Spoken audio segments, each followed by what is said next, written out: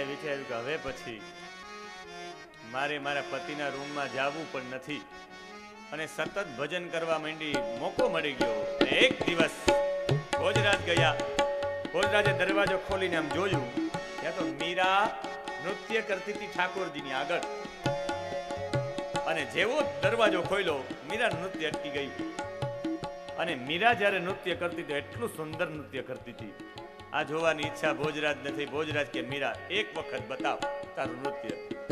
મીરા કહે કે આ શરીર નાચે 100% નૃત્ય કરે, દુનિયાને બતાવવા માટે નહીં, દ્વારિકાધીશને બતાવવા માટે આ નાચે. એમ કદાચ તમારા શરીરમાં પણ કદાચ કંઈક આવી જાય તો ઠાકોરજીની સામે તમે નાચો. એ નાચવું ન કહેવાય, નૃત્ય કહેવાય, એને રાસ કહેવાય. દુનિયાને બતાવવા માટે નહીં, દ્વારિકાધીશને બતાવવા માટે. और मीरा बावरी बन गई. पग में घुंघरू बांध कर नाचने तो लगी. કહ્યું કે એક વાર મને ખબર છે તે મારી સાથે ફેરા નથી લીધા, તે ઠાકોરજી સાથે ફેરા લીધા. એક વાર મને નૃત્ય બતાવ, હું પતિ તરીકેનો અધિકાર તારી ઉપર જમાવીશ નહીં. એક વાર નૃત્ય બતાવ. તે ઠાકોરજી સાથે ફેરા લીધા. હું પતિ તરીકે તને કોઈ દિવસ નહીં કહી કે હું તારો પતિ છું. એક વાર નૃત્ય બતાવો. ઓર મીરા પગમાં ઘુંઘરું બાંધ્યા અને મીરાએ નૃત્ય ચાલુ કર્યું છે. પગ ઘુંઘરું બાંધ મીરા નાચી, પગ ઘુંઘર બાંધ મીરા નાચી રે. પગ ઘુંઘરું બાંધ મીરા નાચી રે. પગ ઘુંઘર બાંધ મીરા નાચી રે. मैं तो मेरे नारायण की, मैं तो मेरे नारायण की, आप ही हो गई दासी रे. आप ही हो गई दासी रे. पग घुंघर बांध मीरा नाची रे. पग घुंघर बांध मीरा नाची રે. અને નૃત્યમાં ઠાકોરજીને જોયા અને જેવા જ ભગવાન કૃષ્ણના દર્શન થયા મીરાની અંદર, પગમાં પડી ગયો ભોજરાજ. મીરા, આજ પછી હું તને મારી પત્ની તરીકે સ્વીકારીશ જ નહીં. તારો પતિ હું નહીં, તારો પતિ તો જગતપતિ છે. હવે હું અધિકાર મારો સંપૂર્ણ છોડી દઉં છું. અને ભોજરાજે છોડી દીધો અધિકાર. પણ સબસે બડા યહી હે રોગ, ક્યા કહેંગે લોગ. અને રાણા સાંગાને આ ગમ્યું નહીં. ભોજરાજ જ્યારે મરવા પડ્યો, નાની ઉંમરે મરી ગયો. હજી તો મીરાના લગ્ન થયા, પણ એને વિચાર આવવા માંડી ગયો કે ઓહો, ઠાકોરજી આમાં છે ને મેં આની સાથે લગ્ન કર્યા. એ પ્રાયશ્ચિતમાં ને પ્રાયશ્ચિતમાં કહ્યું કે હવે હું એનો પતિ નહીં, ભગવાન મને લઈ લે, ભગવાન મને લઈ લે. लोग कहे मीरा भाई बावरी, लोग કહે મીરા ભાઈ બાવરી. नात कहे गुण नासी रे. नात कहे નાશી રે. पग घुंघर बांध मीरा नाची રે. પગ ઘુંઘર બાંધ મીરા નાચી રે. એ સફેદ વસ્ત્ર પહેરેલા આ ભોજરાજ અંતિમ સમયે પોતાનો પ્રાણ નીકળવા માંડ્યો ત્યારે આખા પરિવારને બોલાવ્યા કે હવે હું મારો પ્રાણ છોડી દઈશ. માણસને ખબર પડી જાય, એના પ્રાણ છૂટે. એવા અહીંયા રસુલપરામાં કપિલદાસજીએ બધા લોકોને કહી દીધું હતું કે કાલે હું મારો પ્રાણ છોડી દઈશ. આખા ગામના લોકોને કહી દીધું, કાલે મારો પ્રાણ છૂટી જશે, મને દફનાવતા નહીં, મને સમાધિ ન આપતા, મારો અગ્નિ સંસ્કાર ત્રિવેણી કરજો, વાતે ગાતે કરજો, હું કાલ નહીં રહું.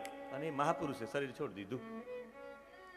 માણસને ખ્યાલ આવી જાય મારું શરીર ક્યારે છૂટશે. એક કોડી, ઉતેડિયા ગામનો કોડી, ધંધુકા પાસેનું ઉતડિયા ગામ છે. 1984 ની વાત છે. 1984 ને 85માં એક રૂપાભાઈ માસ્તર કરીને ત્યાં થયા. એ રૂપાભાઈ માસ્તર આજે પણ જીવે છે.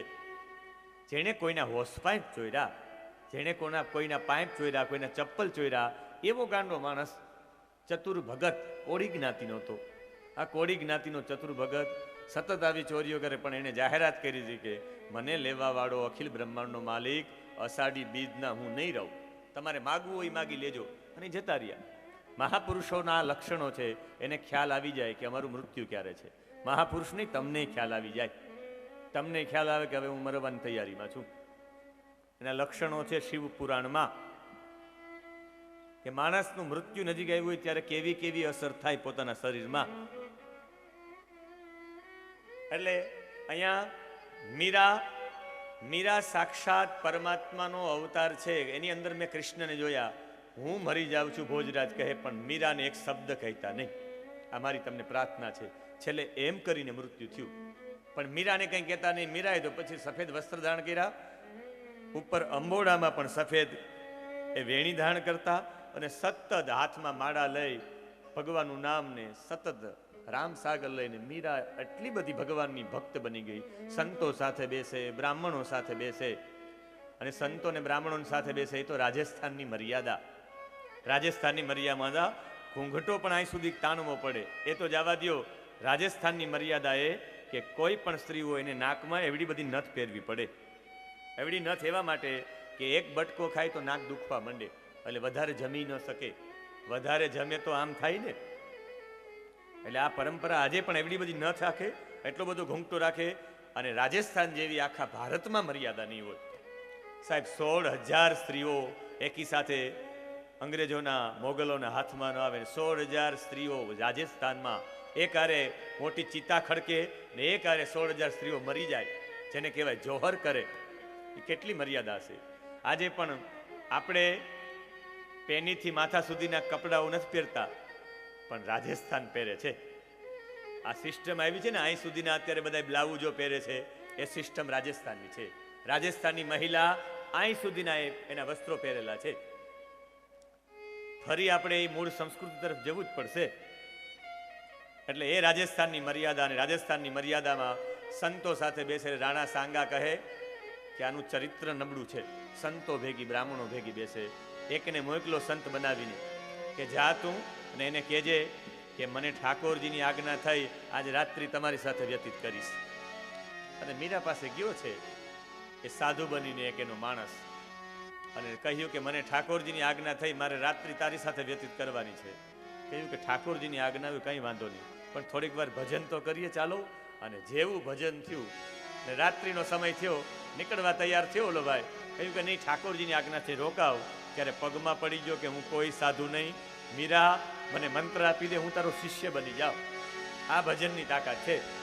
मेरी लगी श्याम संग प्रीत ये दुनिया क्या जाने, मेरी लगी श्याम से प्रीत दुनिया क्या जाने, मेरी लगी श्याम संग प्रीत ये दुनिया क्या जाने, मेरी लगी श्याम संग प्रीत दुनिया क्या जाने, मुझे मिल गया मन का मीत ये दुनिया क्या जाने, मुझे मिल गया मन का मीत ये दुनिया क्या जाने, ओ क्या जाने क्या जाने क्या जाने क्या जाने, क्या जाने क्या जाने क्या जाने क्या जाने, मुझे मिल गया मन का मीत ये दुनिया क्या जाने. આ દુનિયા શું જાણવાની હતી, પણ એ રાણા સાંગાને જરાય પસંદ હતું નહીં. કહ્યું કે હવે મીરા મરી જ જવી જોઈએ. અને એ સમયે દયારામ પંડ્યા કરીને બ્રાહ્મણ હતા. દયારામ પંડ્યાને કહ્યું કે રાજનો હુકમ છે, મીરાને મારી નાખો. દયારામ પંડ્યા કે હું એવું ન કરું.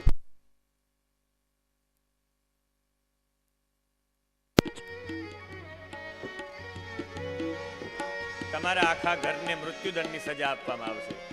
એટલે એ સમયે દયારામ પંડ્યા હાથ જોડી ગયા અને દયારામ પંડ્યાને કહ્યું કે લ્યો, આ તમે કટોરો આપવાનો કહેવાનું ઠાકોરજીનું ચરણામૃત છે. અને એમાં વિષ પધરાવી દીધું. અને દયારામ પંડ્યાએ જેવો જ લોટો આપ્યો છે મીરાને, કે દયારામ પંડ્યા કહે કે આની અંદર ઠાકોરજીનું ચરણામૃત છે. અને મીરા એ વિષનો પ્યાલો પી ગયા. એ સમયે મીરાને તો કંઈ ન થયું, પણ દ્વારિકાધીશના મંદિરમાં, બેટ દ્વારિકાના મંદિરમાં ભગવાનના મુખમાંથી જ્વાળાઓ નીકળી ગઈ છે. એટલે એટલે ભગવાન આખું વિષ પી લીધું છે. એવી આ મીરા, અને મીરાનું આખું ચરિત્ર સમજતા એવું લાગે કે છેલ્લે મીરાએ ત્યાંથી છોડીને વૃંદાવન ગયા, અને વૃંદાવનથી તુલસીદાસજીને પત્ર લખ્યો છે. छवि लगी मन श्याम की जब से, छवि लगी मन श्याम से जब से, भई बावरी में तो तब से, भई बावरी में तो तब से, बांधी प्रेम की डोर मोहन से, बांधे प्रेम की डोर मोहन से, नाता तोड़ा मैंने जग से, नाता तोड़ा मैंने जग से, ये कैसी पागल प्रीत दुनिया क्या जाने, कैसी पागल प्रीत दुनिया क्या जाने, मुझे मिल गया मन का मीत दुनिया क्या जाने, मिल गया मन का में दुनिया क्या जाने। અને આ ભોજરાજ ના મૃત્યુ પછી મીરાએ વૃંદાવન ગયા. વૃંદાવન તુલસીદાસજીએ પત્ર લખીને કહ્યું પાછા આવ્યા છે ચિત્તોડ, ને પછી ત્યાંથી કહ્યું કે ભગવાનનું ધામ હંમેશા માટે સાલોક્યની મુક્તિ આપનારું છે. અને એ સમજીને સાલોક્ય મુક્તિ માટે મીરા દ્વારિકા આવ્યા. આજે પણ બેટ દ્વારિકામાં એક સ્થાન એવું છે જ્યાં મીરા તપ કરતા, એને બેટમાં મીરાબાઈનો ઓટલો કહેવામાં આવે. આજે પણ ત્યાં મીરાબાઈનું મંદિર છે. આજે પણ રાજસ્થાનના લોકો વર્ષમાં લગભગ ઘણી વખત આવે, ત્યાં રોકાય, ત્યાં ભજન કરે, ત્યાં કીર્તન કરે. અને મીરાબાઈ ત્યાં આવતા રહ્યા એટલે જે ગામમાંથી કોઈ તપસ્વી નીકળી જાય, જે ગામમાંથી કોઈ સાધુ નીકળી જાય, જે ગામમાંથી કોઈ પવિત્ર બ્રાહ્મણ નીકળી જાય, જે બ્રાહ્મણમાંથી કોઈ જતી અને સતી નીકળી જાય, ગામનું પૂરું થઈ જાય. દુષ્કાળ આવી ગયો, રેગિસ્તાનમાં પાણી પીવા ન મળે, ત્યારે બધાએ કહ્યું કે મીરાને તમે તરછોડ્યા એટલે આવું થયું. એક તપસ્વીની હતી. ફરી બ્રાહ્મણો અને સંતોને પ્રાર્થના કરી કે મારાથી નહીં આવે. રાણા સાંગા કહે કે તમે લઈ આવો. અને બ્રાહ્મણોની આખી ટોળી, સંતોની ટોળી આવી. મીરાને બહુ વિનંતી કરી. મીરા કે મારા ઠાકોરજી આજ્ઞા આપે તો આપો, હું એકવાર મારા ઠાકોરજીને મળીને આવું. અને બેટ દ્વારિકાના મંદિરમાં જેવો પ્રવેશ કર્યો છે, પ્રવેશ કરવાની સાથે આ વલ્લભાચાર્યજી અને મીરાબાઈ બંને 15મી સદીમાં થયા. 14મી સદીમાં નરસિંહ મહેતા થયા, અને 16મી સદીમાં તુલસીદાસજી થયા. એ જેવા જ બેટ દ્વારિકાના મંદિરમાં ગયા, દરવાજો બંધ થઈ ગયો. અડધો કલાક સુધી બહાર ન આવ્યા. એટલે બધા પંડિતોએ દરવાજો ખોલ્યો ને, ક્યાં તો મીરા દ્વારિકાધીશની મૂર્તિમાં સમાહિત થઈ ગઈ હતી. ખાલી ચુંદડીનો ટુકડો જ મુખ માર્યો તો બધાએ ત્યાં જઈને એ ચુંદડીનો ટુકડો પકડી લીધો. આજે પણ ચિત્તોડમાં છે. રાણા સાંગાએ ચુંદડી માથે ચડાવી, આજે પણ એની પૂજા થાય છે. એટલે મીરા એક એવી હતી, સમાજની લાજ મર્યાદા નેવે મૂકી દ્વારિકાધીશ માટે નાચી, એના માટે નૃત્ય કર્યું, એના માટે રાસ લીધો. આપણે બધાને નાચવું લાગે, પણ એ રાસ નથી, ઠાકોરજીનો શ્વાસ છે. ઠાકોરજીના શ્વાસમાં ભળવું કે રાસ લેવો. એટલે કદાચ તમને પણ ક્યારેક ઠાકોરજી માટે કીર્તન કરવાનું ઓલું થાય તો એ તો કોઈ એવું પાત્ર કરી શકે. એટલે શુકદેવ જેવો પરમ વૈરાગી પણ સતત ને સતત ત્યાં નૃત્ય કરવા માંડી ગયા. અને નૃત્ય કર્યું એટલે ભગવાનને તો પ્રતિજ્ઞા કરેલી છે કે હું વૈકુંઠમાં નથી રહેતો, હું યોગીના હૃદયમાં નથી રહેતો. મદ ભક્તા યત્ર ગાયંતી તત્ર તિષ્ઠામિ નારદ. નારદ મારા ભક્તો ગાય છે ત્યાં હું સાક્ષાત હાજર થઈ જાઉં છું. તમે કીર્તન ગાઓ ને ઠાકોરજીનું, એટલે ઠાકોરજી સાક્ષાત હાજર થાય. ભગવાને પ્રતિજ્ઞા કરી છે, મારા ભક્તો જ્યાં પણ ગાશે ત્યાં હું હાજર રહી. રાત્રે કીર્તન ચાલતા હતા મોડે સુધી, મેં સાંભળ્યા વૈષ્ણવી પદોમાં. એટલે ભગવાન ઠાકોરજી સાક્ષાત ત્યાં હાજર થઈ જાય. અને ભગવાન ત્યાં હાજર થયા, અને હાજર થયા પછી તો એવો રાસ જામ્યો છે, એટલો બધો આનંદ આવ્યો છે. સાક્ષાત મહાદેવજી આવ્યા, બ્રહ્માજી આવ્યા, બધા આવ્યા છે. અને કૃષ્ણજીના અહીંયા પૂછે છે શૌનક આદિ ઋષિઓ, હે સુતજી, કૃષ્ણજીના આ ક્યારે કથા થઈ? સનત કુમારોએ ક્યારે કથા કરી? નારદને સંભળાવી. આ કથા ક્યારે થઈ? ગોકર્ણ મહારાજજી જે કથા કરી એ કથા ક્યારે કરી? એ અમને સંપૂર્ણ વિગત સાર કરો. કહ્યું કે કૃષ્ણ ભગવાન સ્વધામ ગમન કરી ગયા પછી 30 વર્ષ થયા. ભાદરવા સુદ નોમના દિવસે શુકદેવજીએ પરીક્ષિતને કથા સંભળાવી. એના 200 વર્ષ વીતી ગયા પછી ગોકર્ણ મહારાજી આખા ગામને અષાઢ મહિનામાં નોમથી કથા સંભળાવી. અને પછી કહ્યું કે પાછા ગામના આગ્રહ કર્યો, શ્રાવણ મહિનામાં સુદ નોમથી ફરી આખા ગામને ગોકર્ણ મહારાજીએ કથા સંભળાવી. અને 230 વર્ષ વીતી ગયા પછી કારતક સુદ નોમ આ કલિકાલમાં સનત કુમારોએ નારદજીને કથા સંભળાવી. એટલે આ દુનિયામાં કથાથી વિશેષ કાંઈ છે નહીં. શાકભાજી બગડવા દેવાનો હોય શું કરો તમે? ફ્રીજમાં રાખી દો. દૂધ બગડવા દેવું ન હોય શું કરો? ફ્રીજમાં રાખી દો. એમાં મનને બગડવા દેવું ન હોય ને તો કથારૂપી ફ્રીજમાં મનને રાખી દો. બાકી મન બગડતા કંઈ વાર નહીં લાગે. કિમ કર્મેતિ કવ્યોપ્યત્ર મોહિતાઃ, શ્રીમદ ભગવદ્ ગીતા કહે. સાહેબ કર્મ શું કરશો તમે? તમને કેટલું કર્મ કરવું, કેવું કર્મ કરવું એ તમને ખબર જ નથી. કેવા કેવા કર્મ કરવા જોઈએ? સાત્વિક કર્મ કોને કહેવાય? રાજસી કોને કહેવાય? તામસી કોને કહેવાય? કર્મની મહાત્તા શું? કૃતમ કર્મ શુભાશુભમ અવશ્યમેવ ભોક્તવ્યમ. ગમે એવું કર્મ કરો એ ભોગવવા આવવું પડે. તો પાછું સારું કરીએ તો ભોગવવા આવવું પડે, નરસું કરીએ તો ભોગવવા આવવું પડે. કર્મ કરીએ તો પાછું આવવું પડે ને. આ કર્મમાં પણ નિષ્કામ કર્મ કોને કહેવાય? એમાંય અડચણ છે, આપણે એ કરી શકીએ નહીં.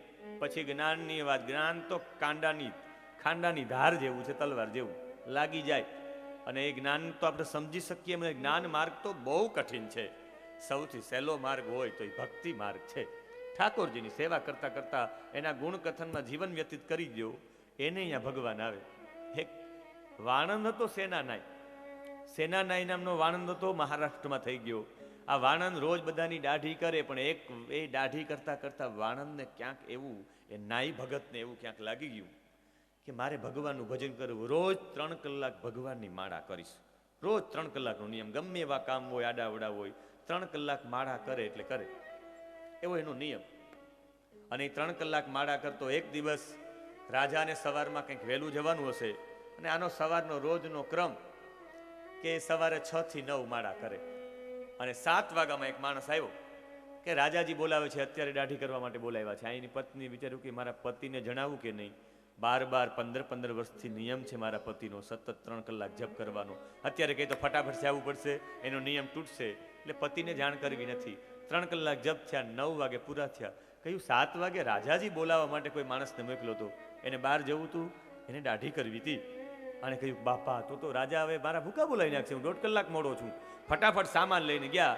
ત્યાં તો રાજાની પાસે આવ્યા. ક્યાં તો રાજાએ સીધું 10 સોના મોહરની પોટલી આપી કે તને જ યાદ કરતો તો, તને બોલાવવા પણ મોકલો માણસ પાસે. તો કે માય બાપ માફ કરજો, મોડો થયો. મોડો નહીં, હમણાં જ માણસને મોકલો. આવી દાઢી આજ સુધી તે કરી નથી. તું દાઢી કરીને ગયો પછી મને એમ થયું કે આવી દાઢી આજ સુધી થઈ નથી. મને એટલો આનંદ આવ્યો, મેં કીધું 10 સોના મોહર આપી દેવા દે. આને કહ્યું હું આવ્યો હતો? તો કે હા તું આવ્યો હતો. આજુબાજુના લોકોને પૂછ્યું, પેલું રજિસ્ટર હતું, રજિસ્ટરમાં પણ જોયું કે પોતાનો અંગૂઠો બંગૂઠો મારેલો હતા. રાજ દરબારમાં પ્રવેશ કરે તો અંગૂઠો મારીને જવું પડે, નિશાની બધું જોયું. બધા કે તું જ હતો. ત્યારે વિચાર કર્યું કે હું 3 કલાક ભગવાનનું જપ કરતો હતો ને મારું કામ કરવા માટે ભગવાનને હેરાન થવું પડે. ભગવાન ત્યાં સેનાનાની જગ્યાએ આવીને દાઢી બનાવી ગયા. કહ્યું કે મારું કામ જો પરમાત્માને કરવું હોય તો આવું કામ મારે કરવું જ નથી. અને પંઢરપુર નીકળી ગયા. આખી જિંદગી પંઢરપુરમાં રંગ રંગ વિઠ્ઠલા, પાંડુરંગ વિઠ્ઠલા ગાતા રહ્યા. એટલે ભક્તિથી કંઈ નથી. એટલે તો મને એવું કહેવાની ઈચ્છા થાય કે રામચરિત માનસમાં પણ સબરી રોવા માંડી કે ભગવાન હું તો ભીલડી છું, હું તો કંઈ જાણતી નથી, હું તો નીચ જાતિની છું, હું એકદમ વર્ણ છે મારી ભીલડી છે, સબરી જાતિની છું, મારી સબર જાતિ છે, એકદમ મારું નીચું કુળ છે, પ્રભુ મને માફ કરજો. ત્યારે કહું રઘુપતિ સુનું ભામિની બાતા, માન હું એક ભક્તિ કર નાતા.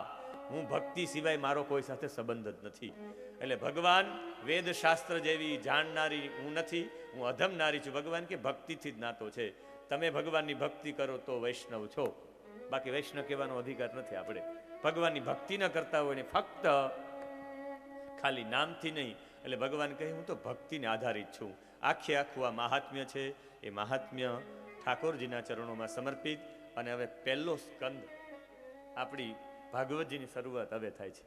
મહાત્મ્ય અત્યાર સુધી તો હતું, અને આ મહાત્મ્ય શરૂ થાય એ વિરામ થયું ને હવે પ્રથમ સ્કંદ શરૂ થાય એ પહેલા પ્રાર્થના કરીએ કે હે ગણપતિ મહારાજ, અમારા કાર્યમાં આવીને આપ પધારો, અમારું કાર્ય નિર્વિઘ્ને પરિપૂર્ણ થાય. અને હનુમાનજી મહારાજ, આપ પણ કથાના રસિક છો, તો આપને પણ અમે નિમંત્રણ પાઠવીએ છીએ કે આપ પણ અમારી કથામાં પધારો અને કથા શ્રવણ કરો. ઓમ ગમ ગણપતયે નમો નમઃ, સિદ્ધિ વિનાયક નમો નમઃ, અષ્ટ વિનાયક નમો નમઃ, ગણપતિ બાપા મોરયા. ઓમ ગણપતયે નમો નમઃ, સિદ્ધિ વિનાયક નમો નમઃ, ગણપતિ બાપા મોરયા. ઓમ ગમ ગણપતયે નમો નમઃ. સિદ્ધિ વિનાયક નમો નમઃ. અષ્ટ વિનાયક નમો નમઃ. ગણપતિ બાપા મોરયા. ઓમ ગમ ગણપતયે નમો નમઃ. સિદ્ધિ વિનાયક નમો નમઃ. અષ્ટ વિનાયક નમો નમઃ. મંગલ મૂર્તિ મોરયા. ગમ ગણપતયે નમો નમઃ. સિદ્ધિ વિનાયક નમો નમઃ. અષ્ટ વિનાયક નમો નમઃ. ગણપતિ બાપા મોરયા. ગણપતયે નમો નમઃ. સિદ્ધિ વિનાયક નમો નમઃ.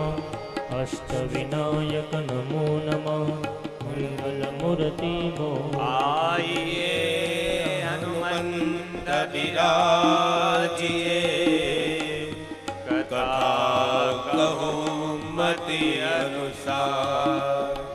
પ્રેમ સહિત ગાવે ધરો. પધારીએ પવન કુમાર. ઓમ ગમ ગણપતયે નમો નમઃ. સિદ્ધિ વિનાયક નમો નમઃ. અષ્ટ વિનાયક નમો નમઃ. મંગલ મૂર્તિ આટલું મોરયા. આ મહાત્મ્ય ઠાકોરજીને સમર્પિત કરતા પહેલા એક વાતની ચોખવટ કરી દો. ભવિષ્યમાં આપણા મનમાં ત્રુટિ ન રહે કે આ જવારા અમુક લોકો, અમારે એક જગ્યાએ બહુ મોટો પ્રશ્ન ઊભો થઈ ગયો કે જવારા એ જ દિવસે વાવવાના હોય જે દિવસે કથા હોય, પણ જવારા પહેલાથી વાવવાના હોય. કાં 7 દિવસ પહેલા, 5 દિવસ પહેલા.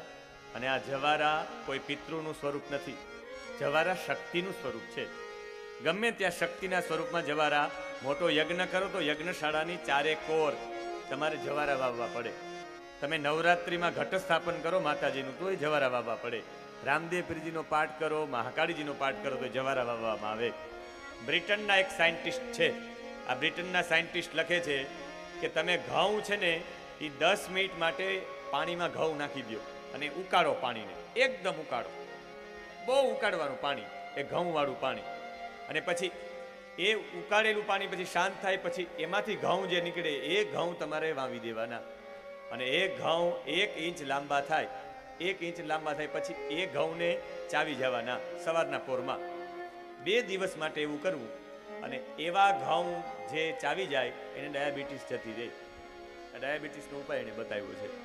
અને વૈજ્ઞાનિક દ્રષ્ટિએ જોઈએ તો ક્લોરોફિલ સૌથી વધારે જવારાની અંદર હોય. તમે 23 કિલો શાકભાજી ખાવ કે 1 કિલો ઘઉંના જુવારા, જેમાં મેગ્નેશિયમ, વિટામિન B2 એની સાથે A, B10 વધારેમાં વધારે હોય. કેન્સર જેવા રોગો જવારાથી મટી જાય.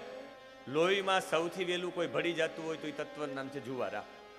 તમે ક્લોરોફિલ એ પ્રબળ જંતુનાશક છે, તમારી રોગ પ્રતિકારક શક્તિ વધારે.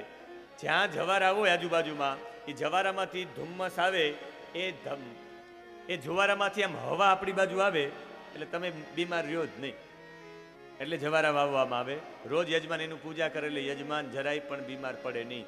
જ્યાં સ્થાપન રેખા હોય ત્યાં જુવારા રેખા હોય, યજમાન રોજ પૂરેલી, યજમાન બીમાર પડી જાય. જો જુવારા વાવવામાં ન આવ્યા હોય તો જુવારા બાજુમાં તો યજમાન બીમાર પડી જાય. એને ભોજનની ચિંતા, મહેમાન આવ્યા એની ચિંતા, કથાની ચિંતા, આ તે દોડધામ. કથામાં રાત્રે યજમાન 2 વાગે સુવે, સવારમાં પાછા 5 વાગે ઉઠી જવું પડે. લગભગ લોકો તમે એટલો પરિશ્રમ કરો તો બીમાર પડી જાઓ. એનું કારણ આ જુવારા પણ છે. કારણ કે American journal of medicine, journal of surgery, archives of international medicine, journal of physiology, આ બધાએ કહ્યું છે કે જુવારા તમે મૂત્રાશયમાં બળતરા હોય તો તમે 5 દિવસના જુવારા જો ચાવીને પેટમાં પધરાવી દો, 7 દિવસના જુવારાઓ પેટમાં પધરાવી દો તો આંતરડામાં ચાંદા, તમારા મુખ ઉપર ખીલ થયા હોય તો એ જુવારાના એ ઘસી નાખો એના મૂળ, અને પછી એ પાણી લગાડો તો તમારા ખીલ પણ જતા રહે. અને પુંસવન સંસ્કાર આવે. પુમાન સુયતે ઇતિ પુંસવન. એમના જમણા નાકથી એ જુવારાનું પાણી લઈને ડાબા નાકથી કાઢવાનું હોય. પુત્રની પ્રાપ્તિ માટે કરવામાં આવતો આ સંસ્કાર છે. એટલે હિમોગ્લોબિનનું બંધારણને મળતું આવતું હોય તો આ જુવારાનું પાણી છે. અને 5 વસ્તુની શુદ્ધિ જોઈએ ભાગવતજીમાં: માતૃશુદ્ધિ, પિતૃશુદ્ધિ, વંશ શુદ્ધિ, અન્ન શુદ્ધિ અને આત્મશુદ્ધિ.